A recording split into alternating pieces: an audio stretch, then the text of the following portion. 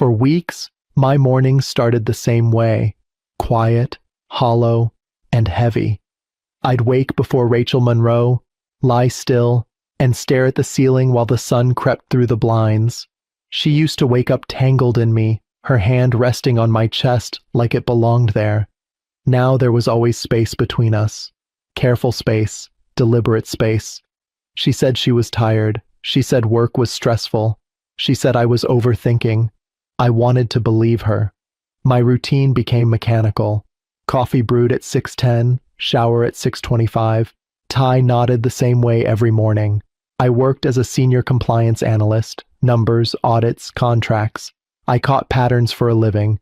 Ironically, I ignored the ones in my own home. Rachel, on the other hand, bloomed. New dresses appeared in her closet, sleeker, sharper. Perfume she never wore for me. She laughed more, but never with me. When I reached for her at night, she'd roll away and mumble something about an early meeting. Desire doesn't disappear overnight. It relocates. I realized that too late. The first crack came on a Tuesday evening when her phone lit up on the kitchen counter while she was in the shower. I wasn't snooping, I swear that. The screen just kept lighting up, again and again. One name, G. No last name, no emoji. Just a single letter. I didn't open it. I didn't need to. My chest already knew what my hands refused to confirm. That night, Rachel kissed me on the cheek, quick, distracted, and went straight to bed. I stayed up, sitting at the table, staring at the reflection of our wedding photo in the dark window. We looked so sure back then, like people who thought love was indestructible. The next day, she mentioned the company gala. "It's kind of a big deal," she said casually while scrolling on her phone. "Grant wants everyone there." Grant, her boss. Something about the way she said his name, light, familiar, made my stomach tighten. "Spouses too?" I asked. She hesitated. Just a second. But I saw it. "Yeah," she said, "if you want to come." If I want. That night while she slept, I finally let myself do what I'd been avoiding. I opened my laptop, logged into our shared cloud storage, the one we used for tax documents and home records. And there it was, a folder I didn't recognize. Inside, screenshots, calendar invites, expense reports, hotel receipts filed as client meetings, messages saved under work threads. Careful, organized, thought out. This wasn't a mistake. This was a system. The betrayal wasn't just emotional, it was strategic. And the worst part? I wasn't the only one being lied to. Because as I dug deeper, I realized Rachel hadn't just been cheating on me. She'd been cheating with someone who was already married. That's when I knew. I wasn't going to confront her at home. I wasn't going to shout. I wasn't going to beg. If she wanted an audience, I'd let the truth walk in with me. And when I finally accepted the invitation to that office party, I didn't do it as a husband hoping to fix things. I did it as a man who finally understood why he was really there. I arrived early. Not because I was eager, but because timing matters when you're walking into a room full of people who think they already know the story.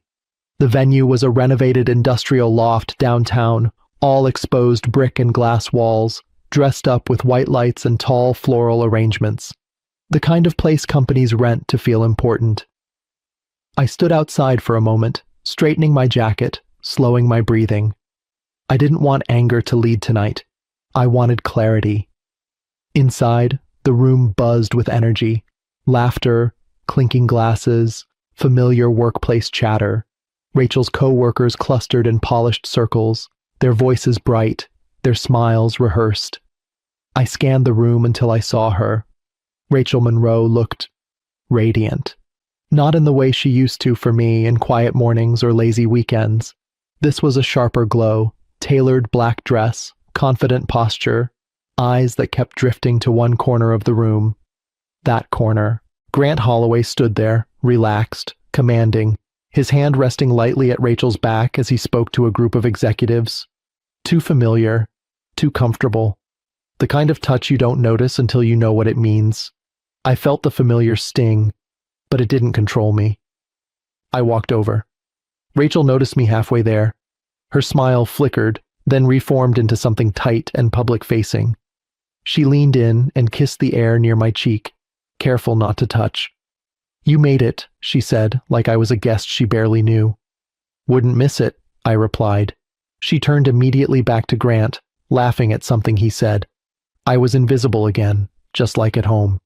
That's when I leaned in, gently, instinctively, the way I always had. Her reaction was instant. She pulled away, sharp and unmistakable, her voice lifting just enough to carry. "Don't," she said, a strained smile on her lips. "I'd rather not." A beat, then laughter, not cruel, worse, casual, uncomfortable, the kind people use when they don't know where to look. Rachel's cheeks flushed, but she didn't look at me. She looked relieved, like she'd drawn a line and won something. I stepped back, raised my hand slightly, calm, controlled. "No worries," I said. "My mistake." She exhaled, satisfied. Conversations resumed. The moment passed. For them, for me, it was the beginning. I turned away from Rachel and walked straight toward the bar. Halfway there, I caught sight of Marianne Holloway, Grant's wife. She stood alone near the window, her posture composed, her expression thoughtful. She wasn't laughing. She was watching her husband, watching Rachel, watching patterns. I approached her slowly, respectfully. "Marianne?" She turned, surprised. "Yes?" "I'm Daniel Monroe," I said. "Rachel's husband." Her eyes softened with recognition, and something else. Concern, maybe. "I've heard of you," she said politely. "I imagine you have," I replied. "Do you have a moment?" She hesitated, then nodded. "Of course." We stepped aside, out of the immediate noise. The music dulled. The air felt heavier here. "I don't want to make a scene," I said carefully, "but I believe we may share some information." Her expression tightened. "What kind of information?" I met her eyes. "The kind that explains why I'm really here tonight." She studied my face. I didn't look angry. I didn't look desperate. I looked prepared. "I found records," I continued quietly. "Messages disguised as work threads, hotel receipts filed under client meetings, calendar overlaps that don't make sense unless two people are coordinating." Her hand tightened around her glass. "Grant is meticulous," I added, "but patterns always leave a trail." Marianne didn't interrupt. She didn't deny it either. Finally, she took a slow breath. "How long have you known?" "Long enough," I said. "Long enough to understand that confronting them privately would only give them time to rewrite the story." She nodded faintly. "And what are you planning to do?" I paused. Nothing reckless, nothing loud, just the truth, at the right moment. Her eyes flicked across the room, to Grant, laughing, to Rachel, leaning closer than necessary. "Do you have proof?" she asked. I slid my phone from my pocket, opened a folder, and showed her just one screenshot. Not everything, just enough. Her face changed, not anger, not shock, recognition. "I had my suspicions," she whispered. "I just didn't want to believe them." "That's what they count on," I said gently. She straightened, squaring her shoulders. "If this comes out," she said, "it has to be clean, controlled. I won't be humiliated." "You won't be," I promised. "Neither will I." Across the room, Grant raised a glass, calling for attention. "If everyone could gather," he said, his voice confident, "I'd like to say a few words." Rachel beamed at him, proud, devoted. Marianne and I exchanged a look, not of alliance, but of mutual understanding. This wasn't about revenge alone, it was about reclaiming dignity. As the crowd gathered, Grant began praising teamwork, loyalty, professional integrity. The words hung in the air like a bad joke. I felt Rachel glance at me, a flicker of unease crossing her face. Maybe she sensed the shift. Maybe part of her already knew. Marianne leaned toward me. "After his speech," she said quietly. I nodded. The room applauded as Grant finished. Rachel clapped the loudest, and as the applause faded, Marianne stepped forward, calm, composed, undeniable. The room went quiet. "Before we move on," she said clearly. There's something that needs to be addressed. Rachel's smile froze. Grant turned slowly, and every eye in the room shifted toward the truth they didn't know was about to be spoken. The silence after Marianne Holloway spoke was not the gentle kind. It was sharp, brittle, the kind that made people instinctively straighten their posture without knowing why. Even the music technician froze, one hand hovering over the tablet. Grant's confident smile faltered, just for a fraction of a second. But I saw it. Rachel felt it too. Her hand, which had been resting lightly on Grant's arm moments earlier, slipped away as if the skin beneath it had suddenly turned cold. She glanced at me, then back at Marianne, her expression tightening into something cautious, calculating. Marianne didn't rush. She never raised her voice. She didn't need to. I won't take much time, she said evenly. But when a company prides itself on transparency and integrity, it's important that those values don't stop at the boardroom door. Grant chuckled nervously. Honey, maybe this isn't... She held up a hand. Calm, commanding. I've spent the last few months noticing inconsistencies, Marianne continued. Travel reports that didn't align, meetings that overlapped in impossible ways, conversations that stopped when I entered the room. Murmurs rippled through the crowd. Rachel swallowed hard. Her eyes darted around, searching for an exit that didn't exist. Grant cleared his throat. This is highly inappropriate, he said, forcing authority into his voice. We can discuss this privately. No, Marianne replied gently. That opportunity has passed. She turned slightly, toward me. And I wasn't the only one who noticed, she added. Daniel? Every head turned. I stepped forward, not rushed, not hesitant, just steady. I didn't come here to embarrass anyone, I said, my voice carrying more clearly than I expected. I came because silence had already cost me too much. Rachel stared at me now, her face pale, lips parted like she wanted to interrupt. But no sound came. I trusted my wife, I continued. I trusted the explanations, the late nights, the distance, the slow disappearance of the woman I married. I paused, letting the weight of that settle. But patterns don't lie, I said, especially when your job is built on hiding them. Grant shook his head. This is absurd. I nodded. That's what I told myself too, until I saw the expense reports filed under client meetings, the calendar invites sent from personal accounts, the hotel receipts billed weeks apart, but booked together. I didn't raise my phone. I didn't need to. Rachel's shoulders sagged. Someone near the front whispered, "Oh my God." Marianne stepped closer to Grant, her voice still composed, still heartbreakingly calm. I didn't want a confrontation, she said. I wanted honesty. Instead, I got rehearsed lies. Grant reached for her arm. She stepped away. Don't, she said softly. Rachel finally found her voice. This is unfair, she snapped. You don't know what you're talking about. I looked at her, not with anger, but with something far heavier. I know about the Thursday strategy sessions, I said quietly.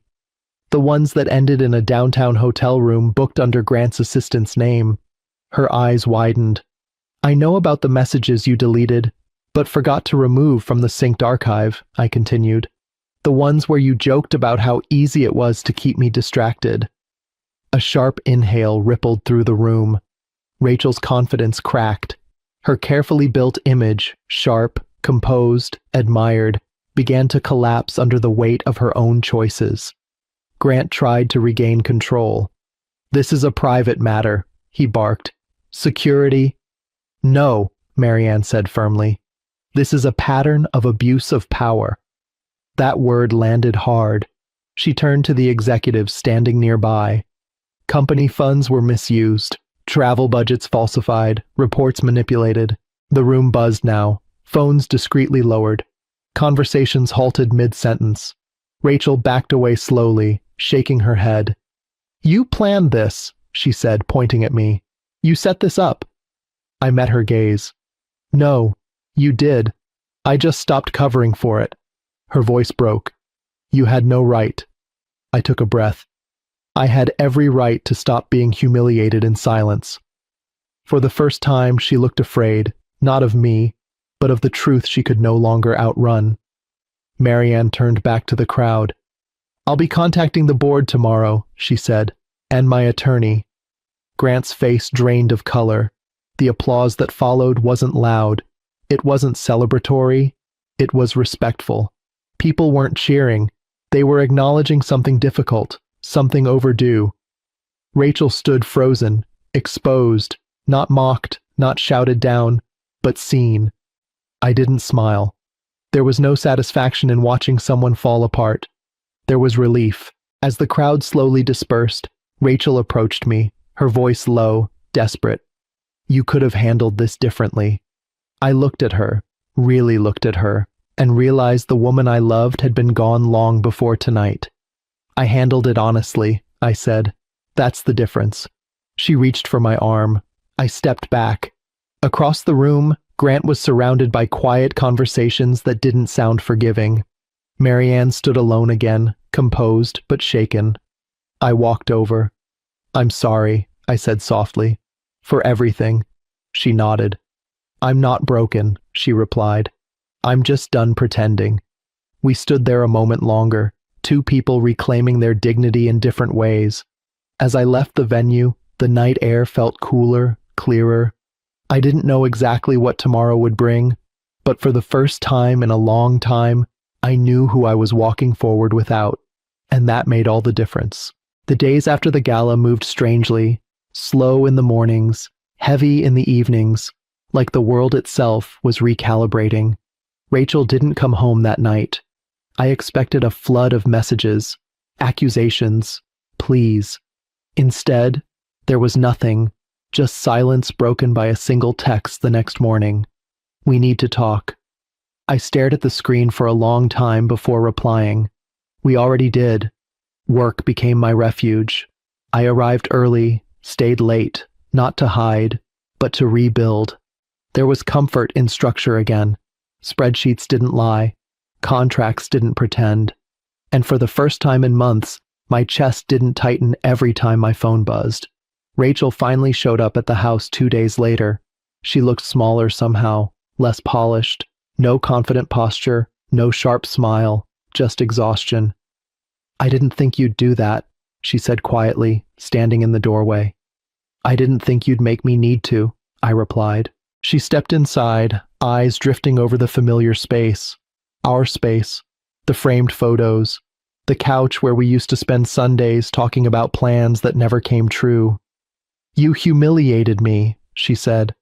I nodded once. "That's what it feels like when the truth walks into a room you thought belonged to you." Her voice trembled. "Grant ruined everything." "No," I said calmly. "Grant exposed what was already broken. You chose it." She sank onto the couch, hands shaking. "I never meant for it to go that far." "It always goes that far," I replied. "That's the part people lie about." She looked up at me then, really looked, and for the first time, there was no defensiveness in her eyes, just regret. "I felt invisible," she whispered. "You were always steady, predictable. I wanted to feel wanted again. I felt that sting, but it didn't own me anymore." "I wanted the same thing," I said. "I just didn't betray you to get it." She swallowed. "So what now?" I gestured gently around the room. "Now we stop pretending this is salvageable."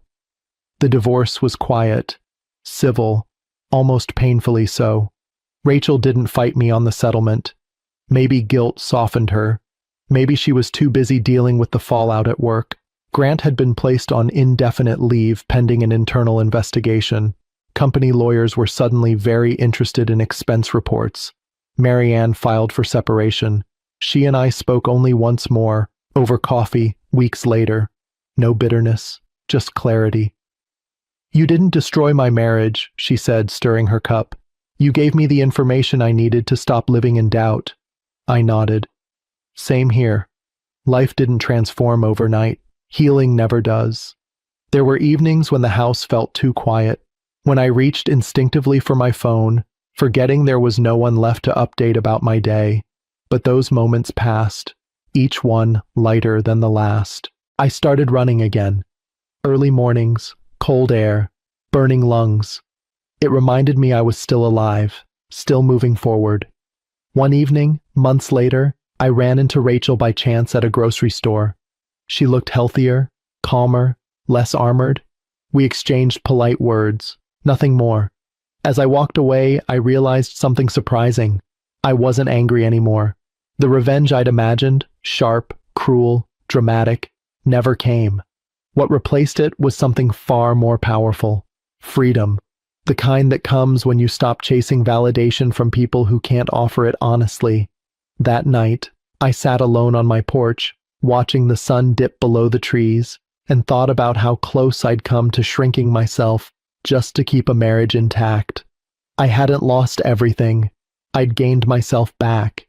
And that, I finally understood, was the most satisfying ending of all.